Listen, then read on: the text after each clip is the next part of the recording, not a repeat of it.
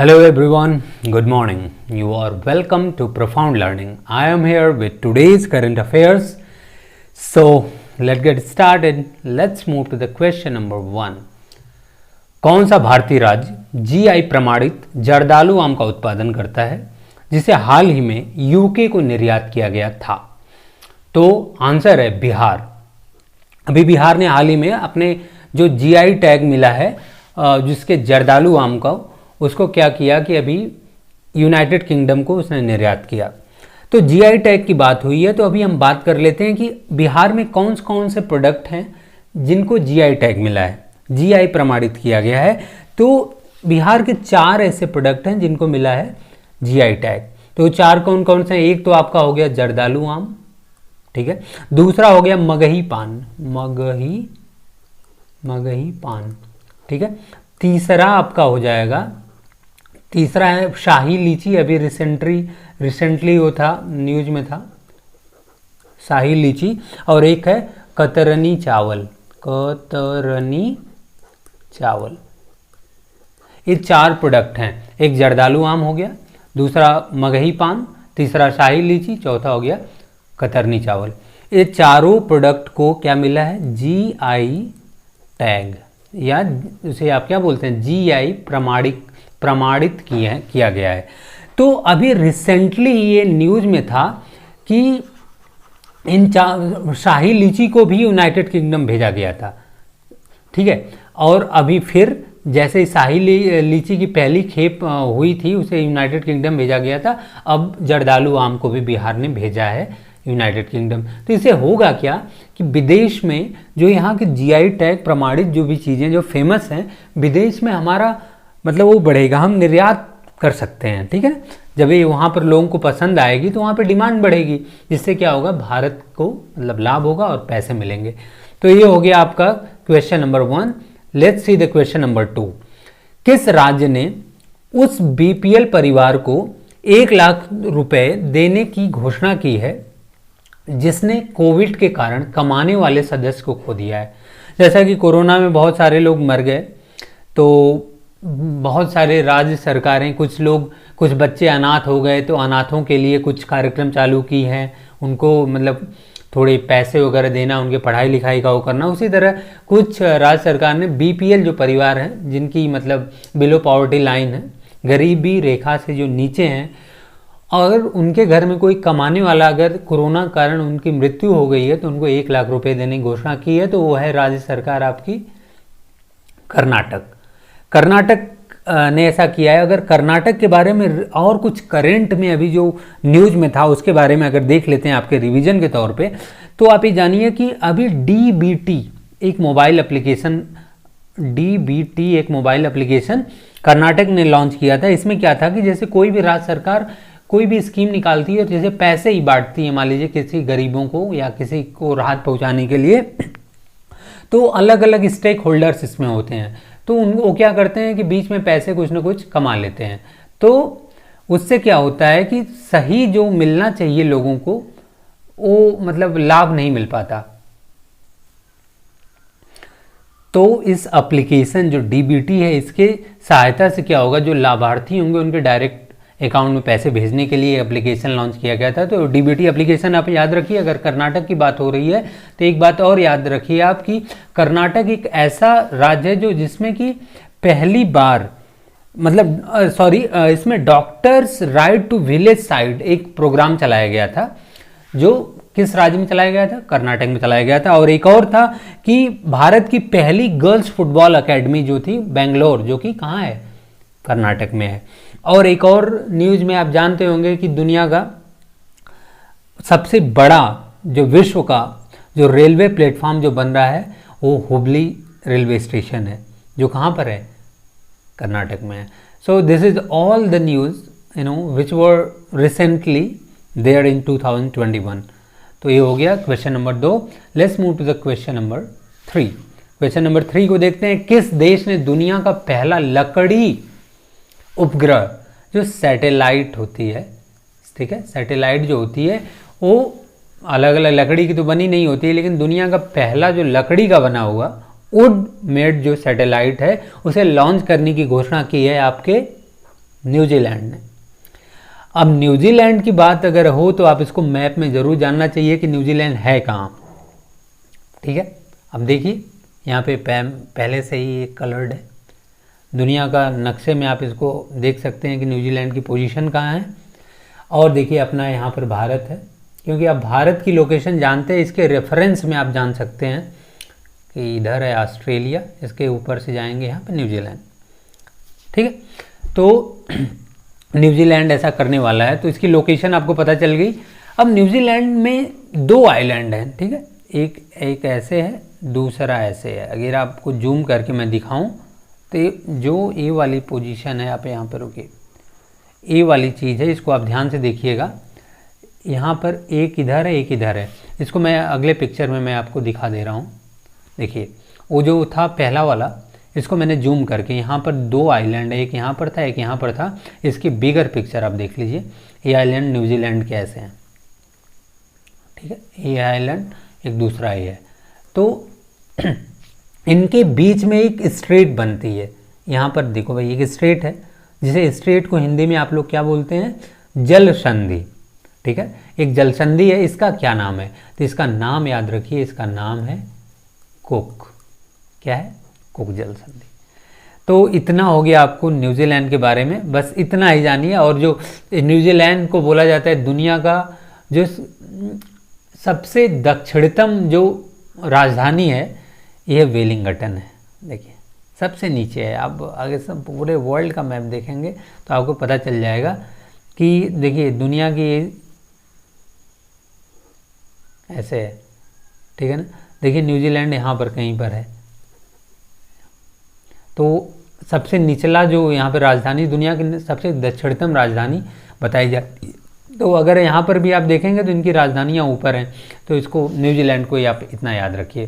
ठीक है, ये हो गया आपका न्यूजीलैंड के बारे में। वेलिंगटन जो है नॉर्थ आइलैंड में, इसको 2 भाग में डिवाइड किया गया है।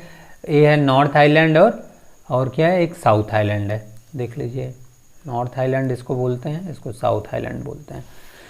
So this is all about the New Zealand. अब न्यूजीलैंड पहला क्या है, दुनिया का वो जो लकड़ी का बना हुआ उपग्रह भेज रहा है। ठीक है, क्वेश्चन नंबर 4, संयुक्त राष्ट्र द्वारा हर साल विश्व बुजुर्ग दुर्व्यवहार जागरूकता दिवस मनाया जा रहा है। ठीक है, कब मनाया जाता है, तो 15 जून को मनाया जाता है विश्व बुजुर्ग दुर्व्यवहार जागरूकता दिवस। तो अगर रिसेंट में जून मंथ में बहुत सारे क्या हुए जो दिवस आए, इंपॉर्टेंट डेज आए जिनको सेलिब्रेट किया गया, तो उनको रिवीजन के तौर पे अगर आप बार बार सुनते रहेंगे, it will become permanent for you. तो आप 1 जून को बताइए कौन सा डे था, 1 जून को था मिल्क डे, हिंदी में दुग्ध दिवस बताएंगे। 5 को क्या था, एनवायरनमेंट डे, एनवायरनमेंट डे जैसे पर्यावरण दिवस बताते हैं। 7 को फूड सेफ्टी एंड सिक्योरिटी, खाद्य सुरक्षा दिवस था। ठीक है ना, और 8 को बोला गया ओशियन डे, मतलब महासागर दिवस, महासागर दिवस मनाया गया।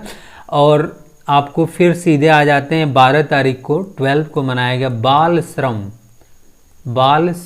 श्रम निषेध दिवस होगा, बाल श्रम निषेध दिवस मनाया गया।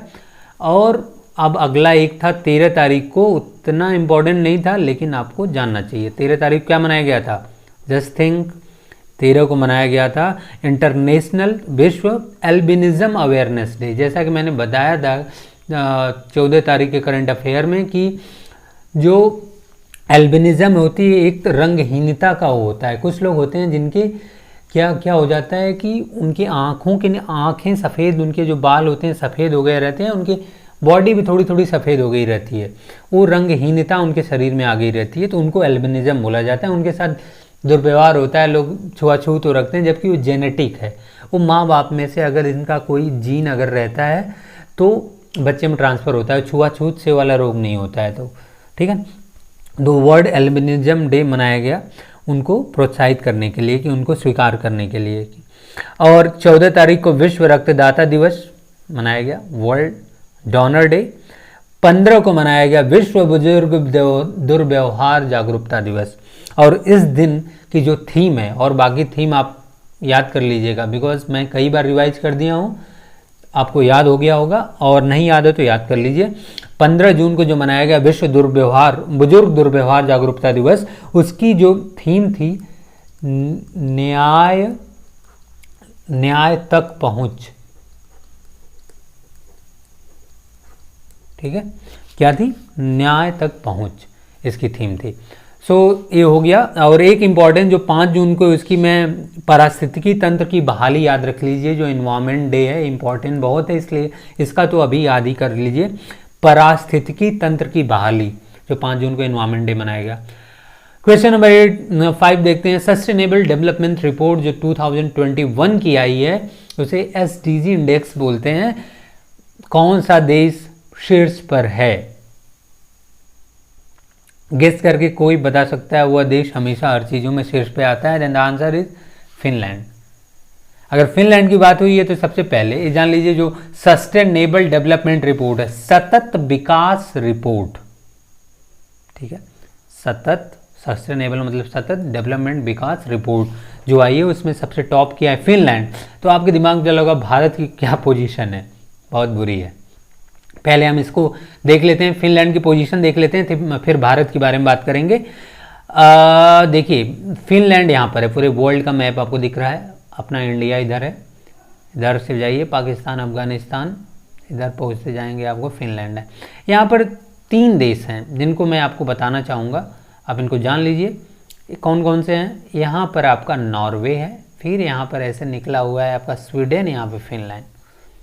ठीक है, आप देख लीजिए फिनलैंड हर चीज़ के सूचकांक में पहले नंबर पे आता है।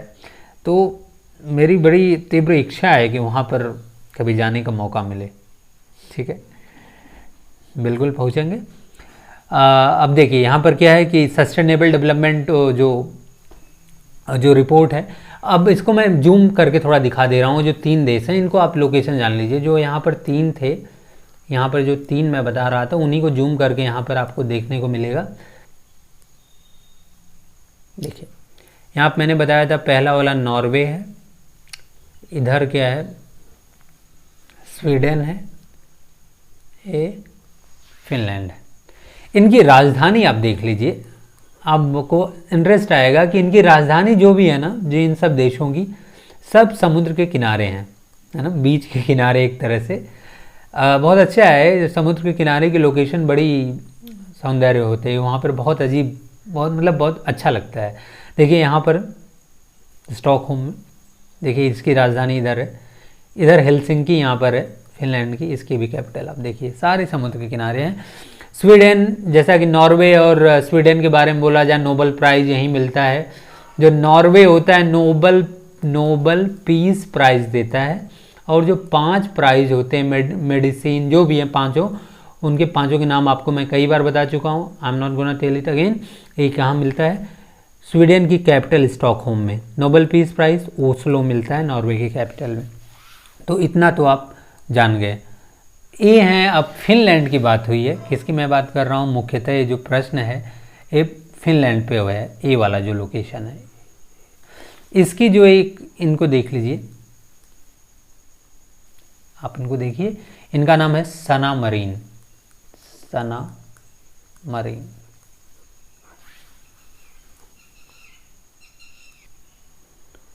तो ये सना मरीन है कौन? वहाँ की फिनलैंड की पीएम है, youngest PM in the world.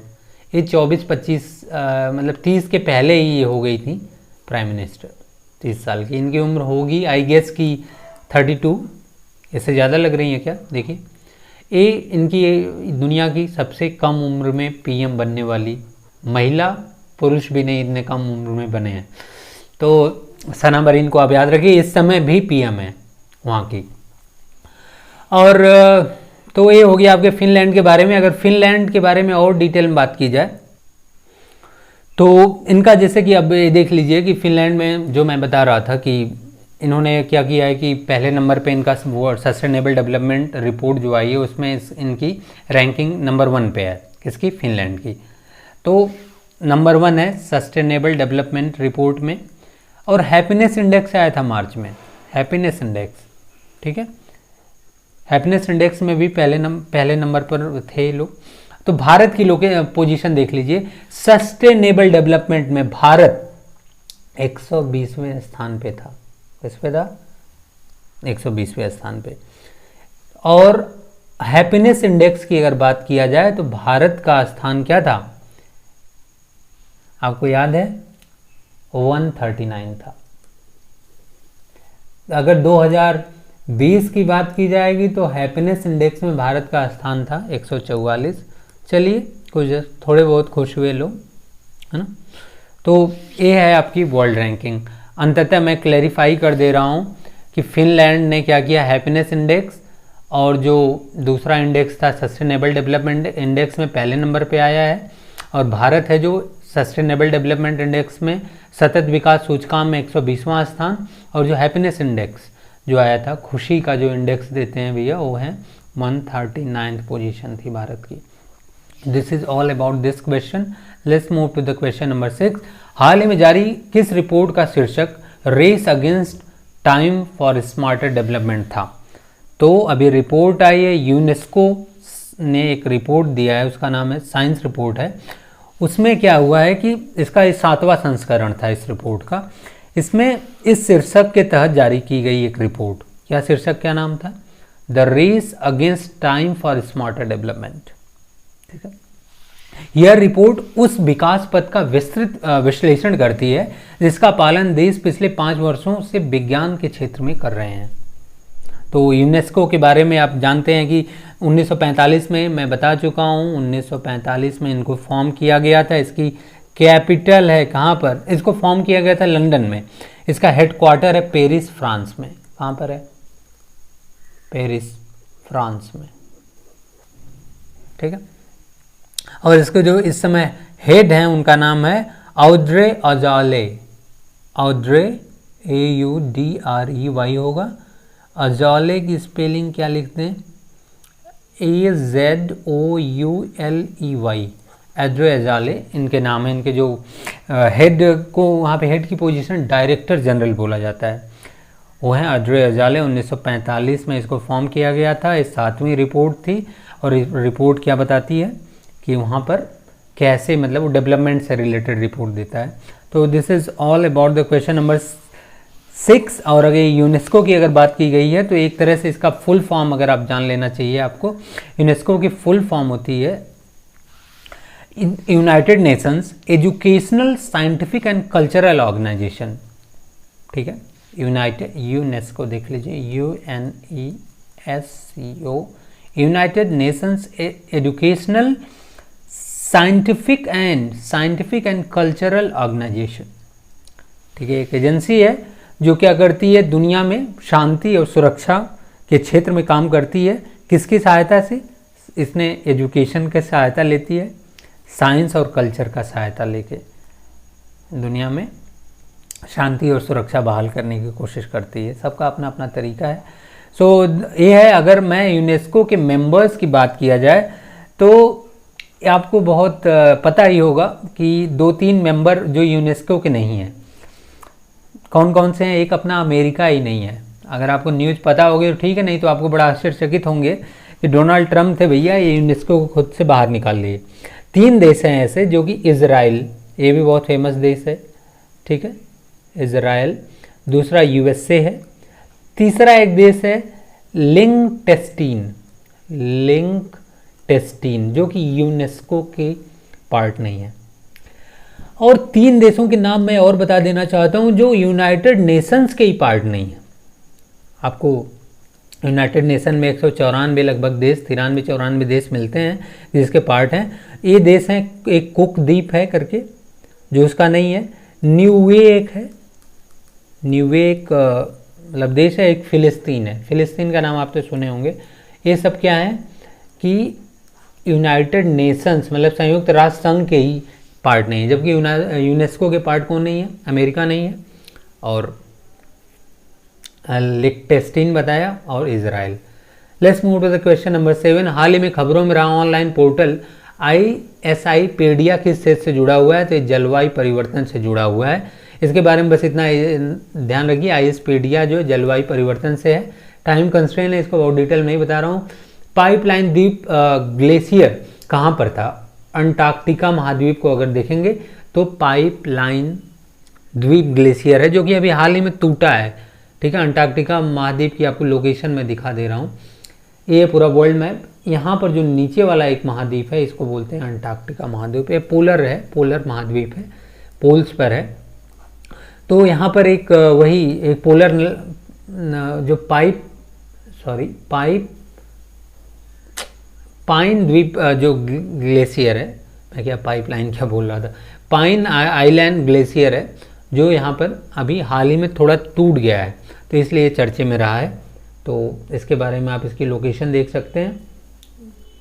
इसके बारे में बोल सकता हूँ कि पाइन द्वीप ग्लेशियर जो था अंटार्कटिका में सबसे बड़ी बर्फ़ों की धाराओं में से एक है और इस क्षेत्र में सबसे तेज़ी से पिघलने वाली बर्फ़ यही है।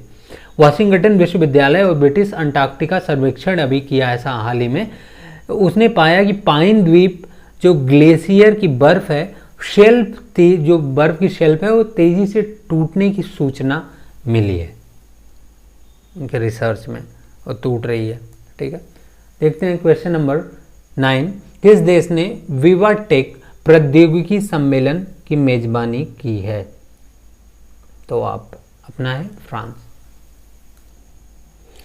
तो विवा टेक प्रौद्योगिकी सम्मेलन हुआ है जिसमें कि अपने प्रधानमंत्री जी को मुख्य मतलब एक तरह से जो मुख्य भाषण जो दिया गया था प्रधानमंत्री मोदी जी के द्वारा ये दिया गया था। ये 2016 से यह सम्मेलन चालू किया गया है। ठीक है ना, ये सम्मेलन 2016 से दुनिया भर में नवाचारों और स्टार्टअप को समर्पित है, जो मतलब न्यू इनोवेशंस के लिए और नए नए स्टार्टअप जो आ रहे हैं, ठीक है, उनके लिए समर्पित है। और भारत के प्रधानमंत्री जी ने इस साल के विवा टेक के जो सम्मेलन हुआ था इसमें मुख्य भाषण दिया था, जहां उन्होंने प्रौद्योगिकी के मोर्चे पर भारत और फ्रांस की घनिष्ठ संबंध पर प्रकाश डाला था।